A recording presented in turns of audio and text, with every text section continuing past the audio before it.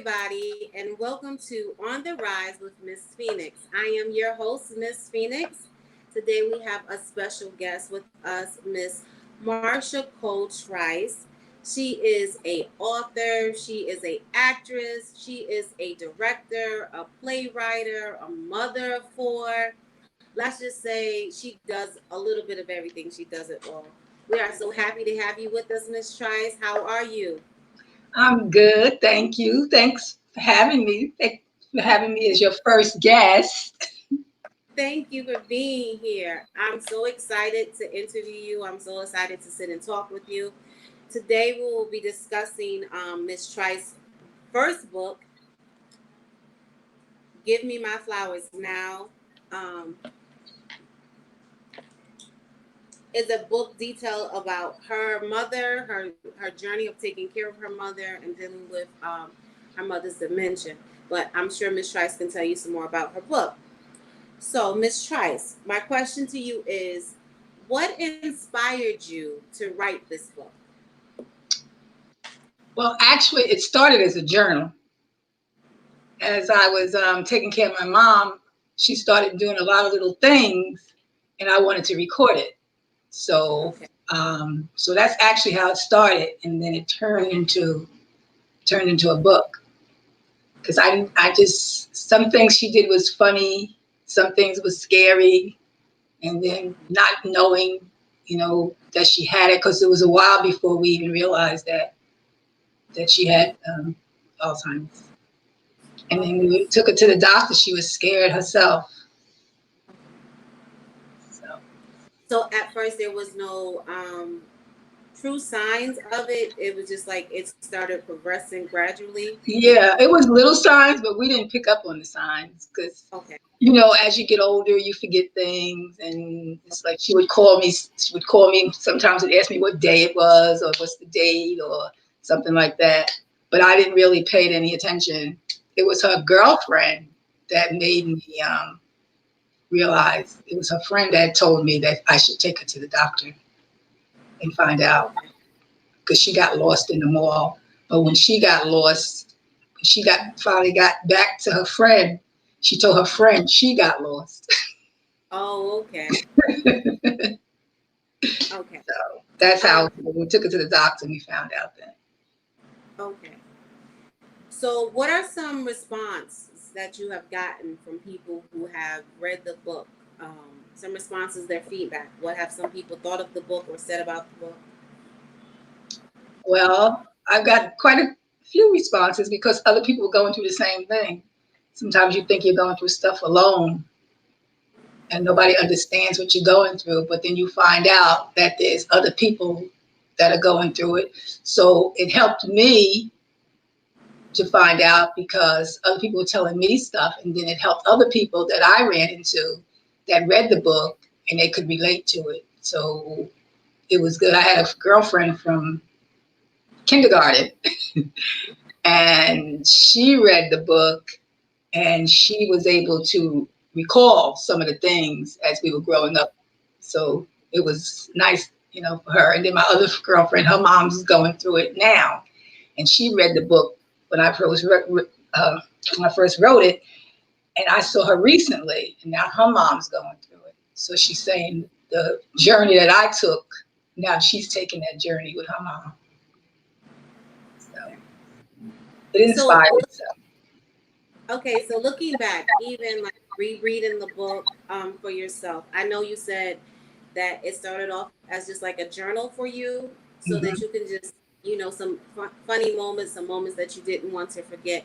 But as you look back and you go back and you may reread over some experiences that you have, how has that helped you to connect with other people even more? Like, you have already been through it, and like you said, a lot of people have responded by it has helped them. But even more so, because it's a different look once you step back and you revisit where you were at than as you went through as when you were going through it. Well, one thing that I always go back to is that you don't really realize it like when you're in it. So There's a lot of things I probably would have done different, Okay. you know, um, especially in the beginning, paid more attention, you know, just just little things, spend more time with her, you know, even though she was here with me, but still just spend some more quality time Okay. and try to be more understanding of what she was going through because sometimes it was exasperating. Right. So have a little more patience, you know, Okay. stuff like that. Yeah, those are the things that I just, you know, even to this day, it's like, had I, did I do the best that I could have? Those are the things Okay. you always wonder if you could have done more. And when I really sit and think about it, I really don't think I could have done more, but you always think that you could have done more to make her more comfortable, to make her, you know, recall stuff with her. And we had good times. So Yeah. we had good times through her journey. We Uh-huh. had good times. She used to be in here. She'd be dancing. I put music on for her. She would dance and she would sing. We had good times. Now, the title of the book is "Give Me My Flowers Now." What inspired you to title this? That was my Give me. mom. She used to always tell us that. She used to always say that to us. Give me my flowers now. Don't wait until I'm dead to give me some flowers. Give me my flowers now. And she always instilled that into us. So that was like really easy for Okay. give it to her now. Like, don't wait until she's gone. She used to say, I can't hear you. Tell me you love me when I'm gone. And Right. I can't smell the flowers when I'm gone. Right. So those are the two things. Because even my sister mentioned it to me. She said, oh, give me my flowers now. I said, yeah. She said, why'd you use that? I said, because mama used to say it all the time. Okay. And it was about her. It's about her journey. What What advice would you give someone who may be in the process of being on this journey outside of the book? What advice could you give them, or what is something that you can impart or say to someone who may watch this, who may not have read the book yet, but have watched, that's going to watch this interview, to say to them to help them during this journey? Pray. Okay. That's what I would say. That's your first thing is you have to pray because it gets harder and harder and harder as you go along. So you have to put, for me, it was my God. So whatever it is for you, whatever it is that, whatever spiritual being you are, whatever it is that your rabbi or whomever it is, you know, like speak, talk, pray. That's what gets you through because it's hard. It's Right. hard, and the things that because and then you get patience Okay. because you get frustrated. So patience because they can't do what you want them to do. They can't Right. say what you want them to say. So it takes patience, a lot of patience and a lot of prayer. Okay. Patience and Are prayer. you Are you worried at all about this being something that's hereditary? Are you worried about? I know you're a mother of four, so are you worried about it being hereditary, where you may inherit it, or one of your children may inherit it? Yeah. When I forget something, that's the Mhm. first thing I go to is, oh boy, if I blank out on something, I'm getting ready to do something, you know, and you get ready to do it and you're like, what was I doing? You know, that's the first thing that you come to. So every single morning when I pray for my mind. Like Okay. every single morning, I say, please, I don't want that. Don't take Okay. whatever, just don't take my mind from me. So yes, my sisters Okay. all too. They're scared too. They, you know, we're afraid of the unknown. You're afraid that you're gonna You know how it feels? You ever like to go in the, well, you young, but I forget things. but So you yeah. know, like you go in the kitchen, like you go someplace, and then when you get there, it's like, what did I come in here for? Yeah, you forget what you went for or why you there. Yeah. Yeah, for a second, and then it comes back. But just for that moment, that time when your mind is, it's like, hmm. But I used to always think my mom was, or for me, I always thought she was with God. Hmm. So when she would be sitting and she'd just be looking around, not speaking, or I always thought that she's with, she's with God. He's with her. What should I do about that? Okay. I should have took it off the hook. It's okay. Okay. Okay. Um, what you were saying was very interesting to me. You said sometimes when she was sitting there and like she was off space or whatever, you said sometimes you felt okay. Well, this is her moment where she's with God and everything is okay. Um, I had my grandmother dealt with Alzheimer's and she that was one of my things when I seen her. Sometimes I worried about the moments when I was talking to her, if she knew who she was talking to, if she knew who I was, and sometimes she didn't, and so I would try to say little things to try to jog her memory um, and so I would myself be like, it's okay. I know deep down she knows who I am, or she knows, and I know deep down later it may come back to her memory. Um, so I did sometimes feel myself getting sad, but then I began to remember the times when she did remember, or the times that we did. So did you find yourself at times where you felt where she may not have remembered something, and you kind of wanted her to remember something? How was your feelings and your emotions? Up and down, frustrated, sometimes like feeling, I felt bad for me Okay. more than I felt bad for her Okay. because she didn't know the feelings that she was having. But like Right. on her journey in the beginning part, I would ask her certain questions, or Mhm. there was this little rhyme that she used to say to us when coming through. So she used to have this little rhyme. So I would ask her to say the rhyme. You know, Mhm. it was it was Mikey and Ikey. That I'm not going no more than that, but it was Mikey and Ikey who was playing in the ditch, and she always used to sing this little thing to us. So when she would sing that, I would know she still has some memory. And then when Okay. it got to the point where she couldn't, then I know it was gone. I tested like what was my name, kid's name, her children's name, stuff like that, just to see where she was at. Um, One more question. This, and I'm pretty sure this is easy for you. Well, two more questions. What did you learn about yourself during this journey? I was a scary person. Okay. I was scared of everything. I grew up scary. I was scared of anything, everything. So strength. I got so much strength. That's what Okay. I became strong. I wasn't scared. I was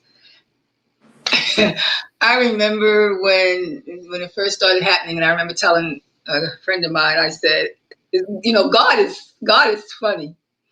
So the day before, I said, well, I know one thing. Um, she better not go to the bathroom on herself because I'm not wiping her behind. Didn't the next day, didn't I have to do that? Oh wow, yes. I was like, oh my God, I gotta wipe her butt. Yeah. So, and then it got, because first it was like, oh, and then it got better and better and better. And then it was nothing, then it Right. got to be nothing. So it just gave me strength. God just, it's like he knew Well, he knew because he knows just his kids, and he knows what you need, and he gave me what I needed at the time that I needed. Every step of the way, every step of my way with her, he gave me what I needed. So I didn't have to. I miss her. I still miss her. Yes. I talk to her every morning. Yes. I say, "Hey, Mom, how you doing?" Because her urn is right there. Okay. So I do that, and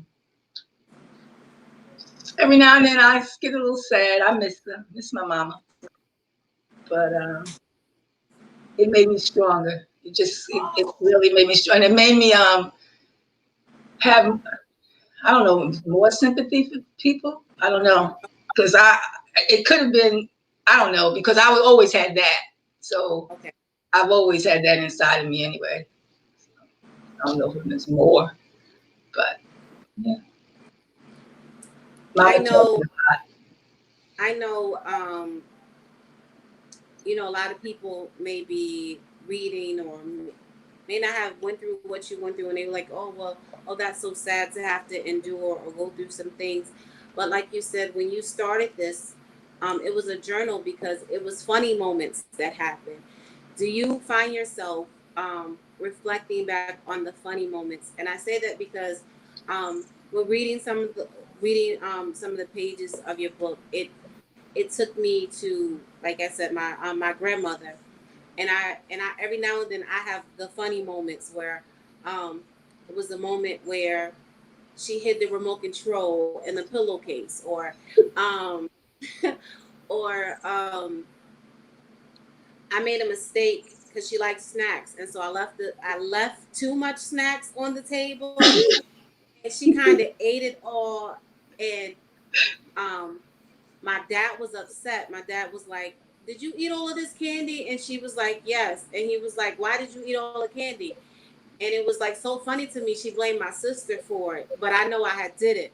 So my sister's like, "I wasn't even there. Like I don't even remember doing it." But that was like a funny moment for me because I'm like, I know I shouldn't have did it, and she ate the candy. But it was just at the moment she was like, "Well, it was there, and she gave it to me to eat." So, do you find yourself at times, I know you said you miss her, and at times, but that bringing back some joy and some relief, knowing that those funny moments and those times Yes, you had, you can yeah, reflect. yeah.